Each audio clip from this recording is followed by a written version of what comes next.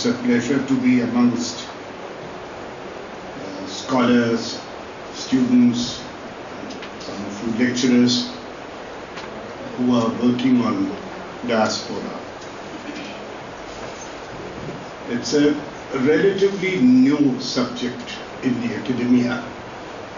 30-40 years ago, there was hardly any diasporic studies in India. First center was established in Central University, Hyderabad. The study as yet has not made the kind of progress one would have expected it to make in this much time. And the reason is not difficult to fathom. Diasporic studies by its very nature is a very multidisciplinary. It has to be subject, and it can't be studied in isolation by any one department. And as long as it remains confined to one department, it wouldn't make much headway. I have not the slightest doubt in my mind. And each people have their strong points and weak points. Multidisciplinary work is not amongst the strong points of Indians, unfortunately. We excel in our own little fiefdoms or our areas, but when it comes to putting together, for a successful diasporic studies center, it will need a person with economics background, it will need a person with sociology background, it will need a political scientist, it will need the international relations people. At least these 4 disciplines must be integral part of any good diasporic studies department. I regret to say not one exists in India. And I don't see any possibility of such a thing happening either, because then they treat it as kind of nobody's baby. So let's hope, but I'm an optimist that maybe the younger generation of scholars would show the way and work with each other better. So since all of you here are sociology people, this is as somebody who has worked in this field for now 30 plus years, I would strongly urge firstly to look at diasporic studies all the time. Remind yourself this is not a sociology subject, since you are sociology. And I cannot be a good diasporic studies scholar if I confine myself to sociology. You have to transgress from that into other areas. Otherwise, what happens? There is a time warp.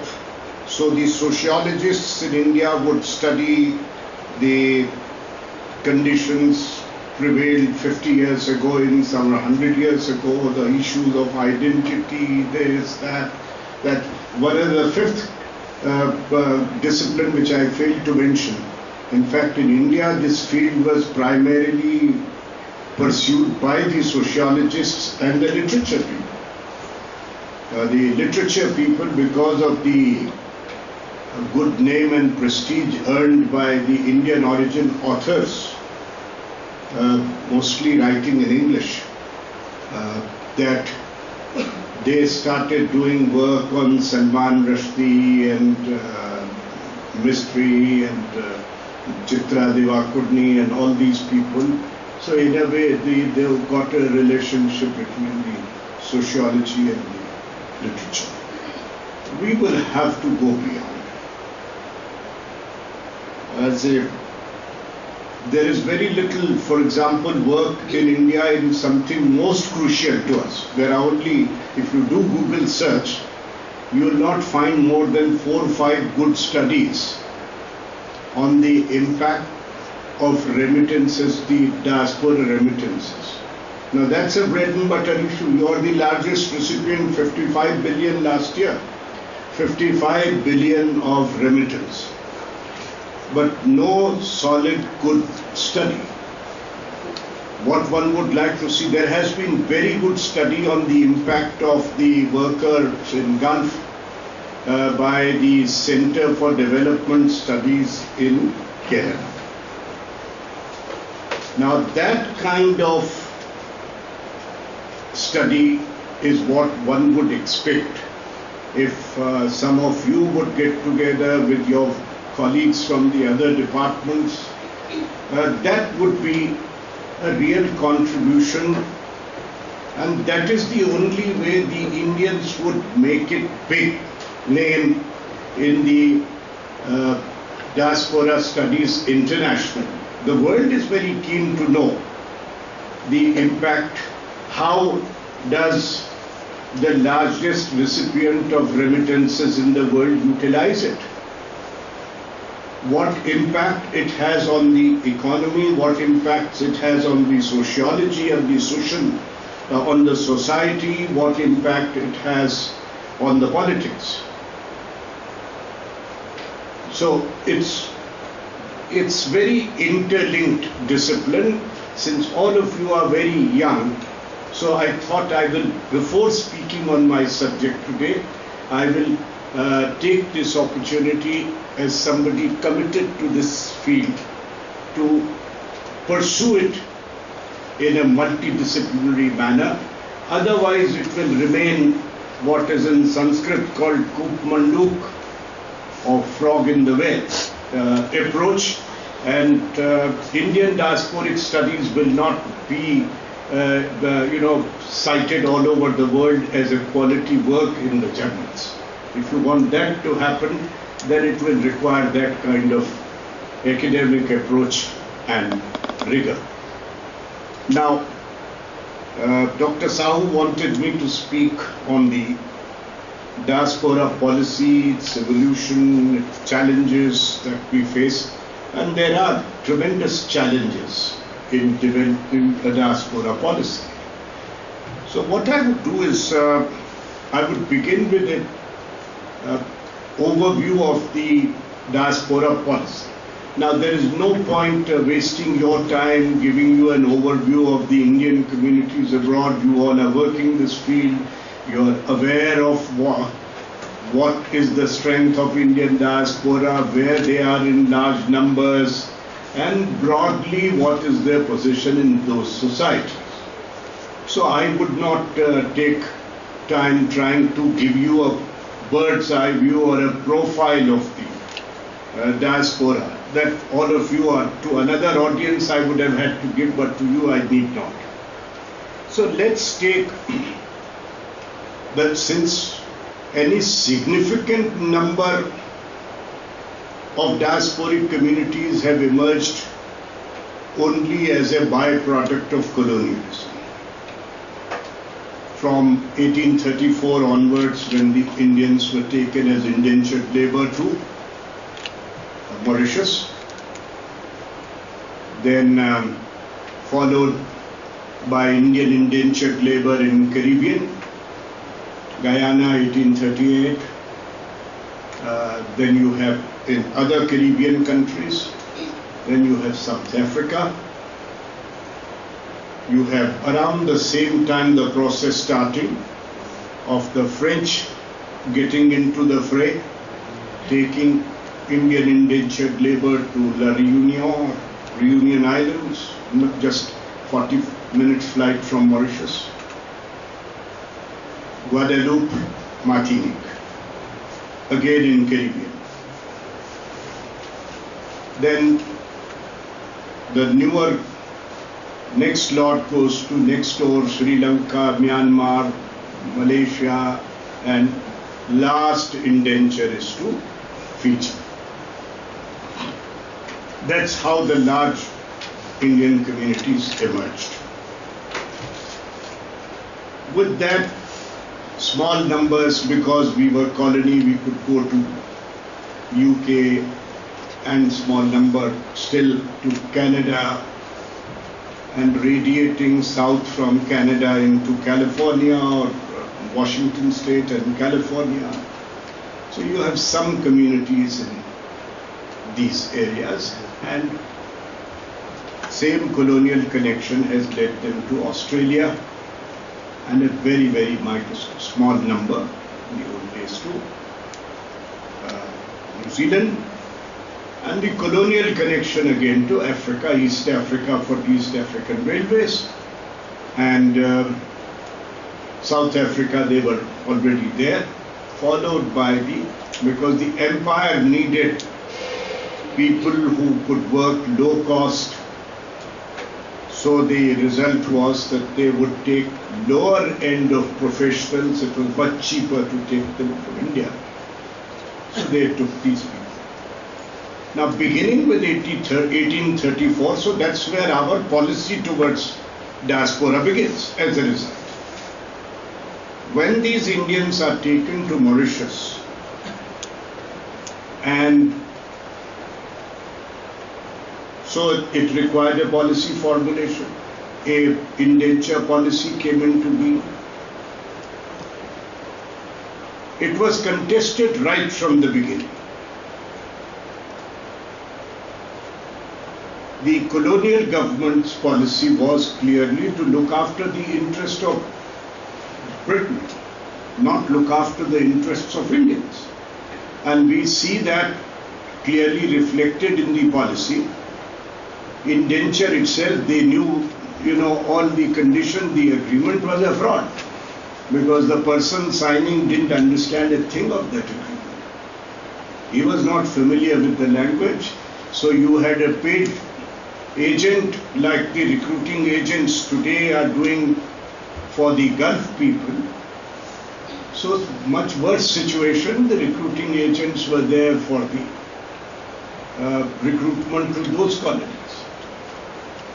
And the colonial administration completed the formalities but looked the other way to all malpractices.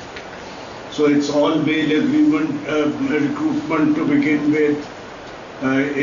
They are misled into believing some terms which were never going to be there.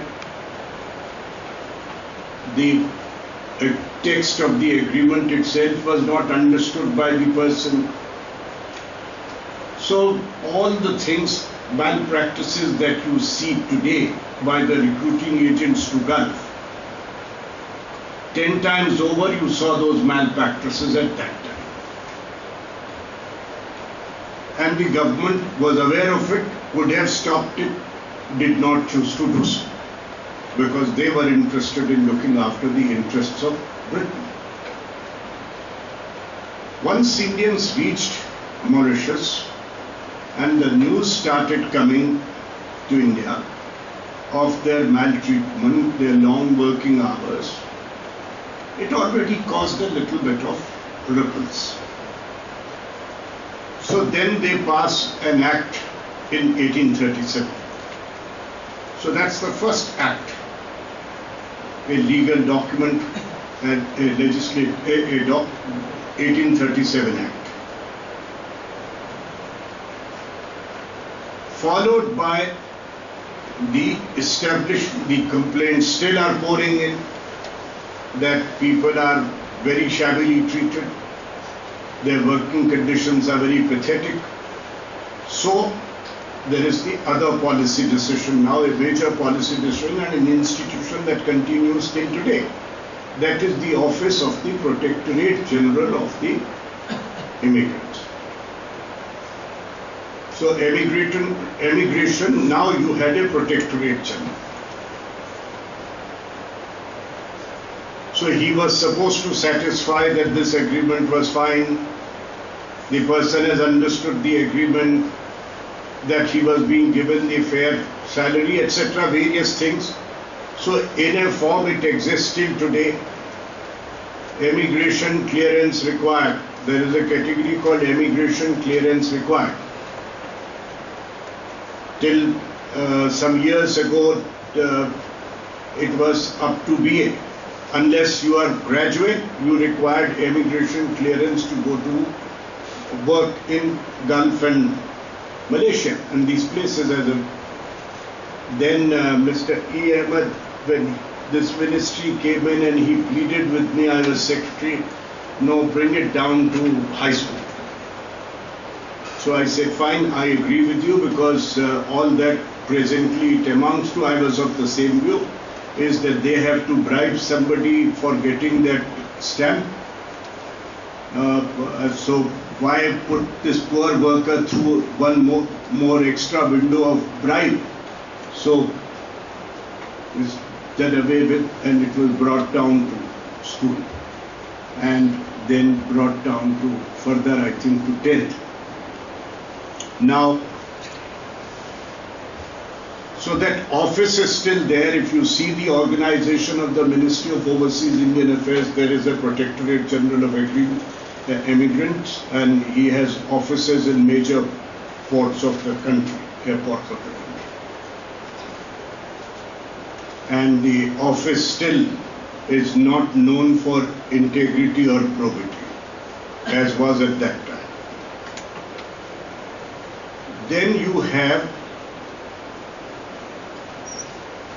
a committee appointed to go into this issue of immigration by the colonial government. And one Indian was included in the committee. Rest was all British. One Indian was included in the committee, Roshomoy Dutt. Since the capital that time was Kolkata, and primarily and the recruitment was taking place from eastern Bihar, Chota Nagpur, and a little bit from the eastern UP. Till that time, the first phase was primarily from that area. So Mr. Roshomoy Dutt was included in that committee, and they gave their report. So that's the first report on the question of recruitment of labor and what is to be done there pertaining to immigration from India. Then, very interestingly, A.O. Hume, who was the founder of the Congress Party, he started corresponding with the Governor General on this issue. And he was strongly opposed to indenture. And he would write to the government, to the Governor General, that this practice is going to cause problems, and we should not permit this kind of recruitment from the colony to the other colonies.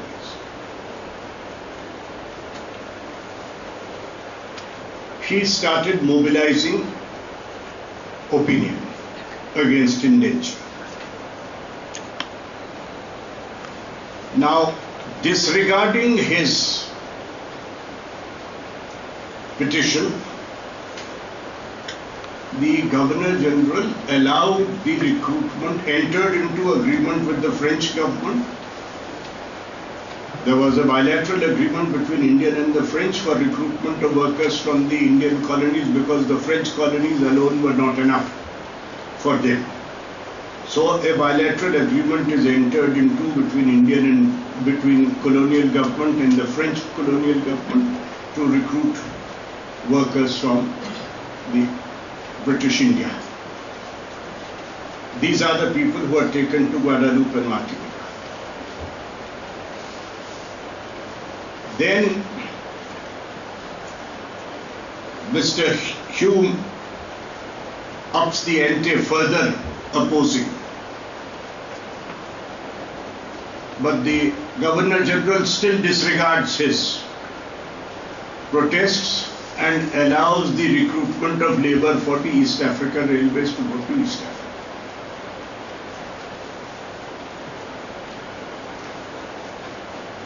At that point, then very moderate Congress steps in. They start discussing the issue of these immigrants in the annual Congress committee sessions.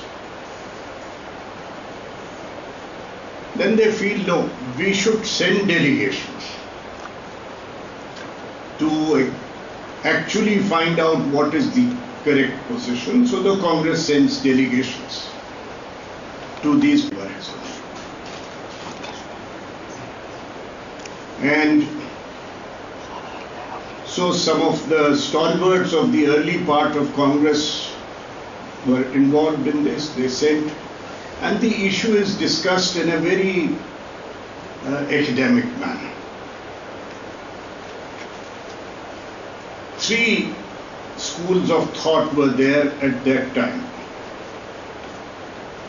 One school of thought led by Sir Dinshaw Petit, who's, I think it was Dinshaw Petit or his daughter or granddaughter who married Muhammad Ali Jinnah. One of the leading lights of Bombay and a leading industrialist of the time, Parsi gentleman. Aga Khan.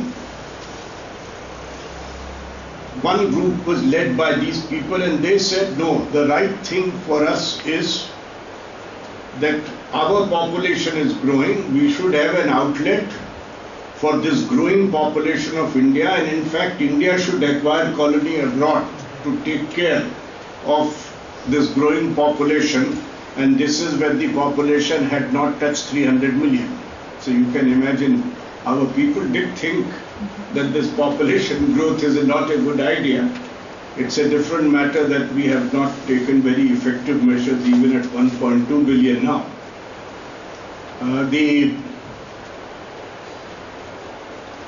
other school was, no, we can't do this. We should work with the government to put in place a system, regulatory mechanism, that they are treated with dignity and they are treated at par with the local population. So this is the second school of thought group in Congress. And these were Gokhale and people like that. Then there is a third group which says, no, this is beneath our dignity. Our people should not be going. Indenture by itself is a bad thing, and there is no reason why Indian work should be going for these kind of jobs abroad, and the indenture should be completely stopped. It's an evil practice. So these were 3 strands of thought in the early years of the Congress Party. It may come as, unless you've read some of my articles, it may come as a surprise to you that one of the persons who most forcefully articulated the bad treatment of indentured workers and stood up in then assembly and spoke about it with great eloquence and passion was Muhammad Ali Jinnah in 1909. And he spoke so forthright a manner that the Governor General took great offense to his speech and felt that his language was aggressive and unparliamentary. So he asked him to withdraw his words, which Jinnah refused. So that's the first confrontation actually that we see in the assembly of a big way. Then we have the arrival of, and these Congress sent people like Srinivas Shastri and others to visit some of the colonies. They visited Caribbean, they went to Canada, South Africa, other group went.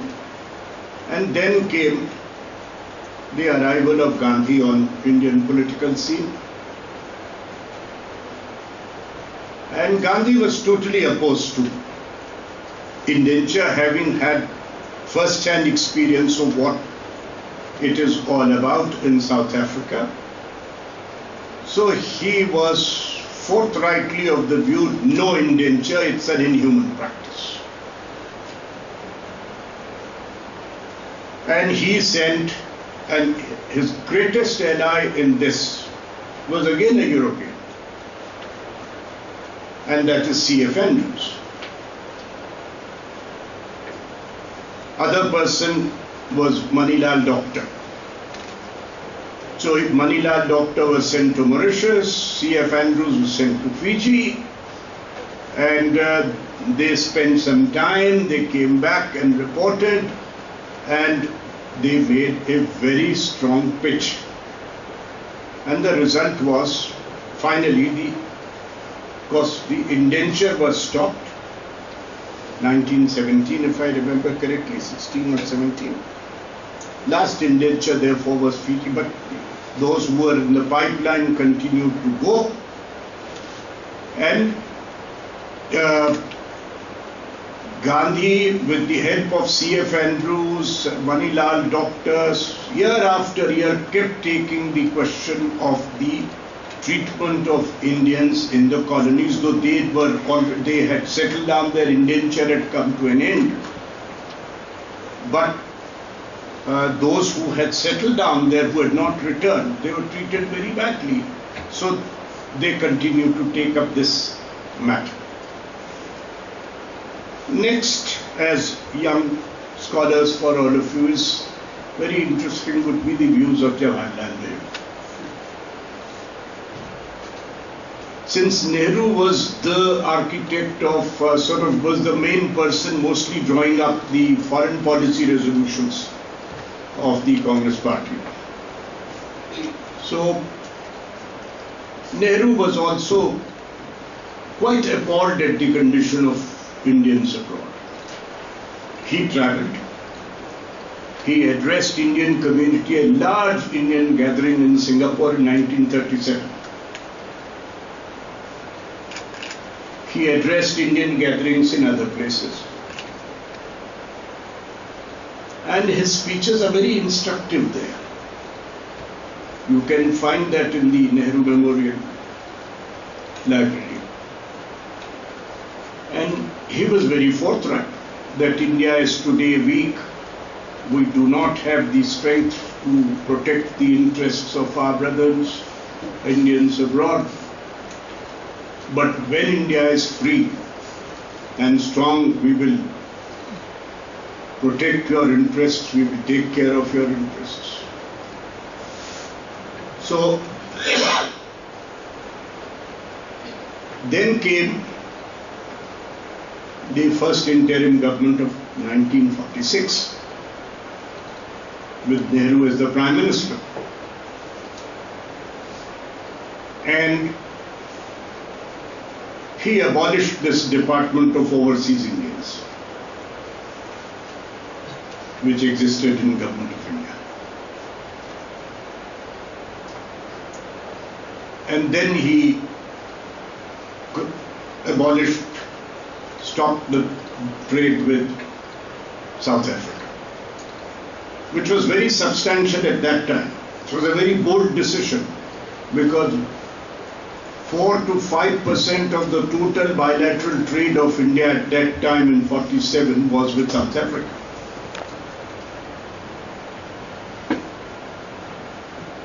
Post-independence, as Nehru settles down, his foreign policy evolves, and the pillars of his foreign policy, rightly based on his experience, were anti-colonialism,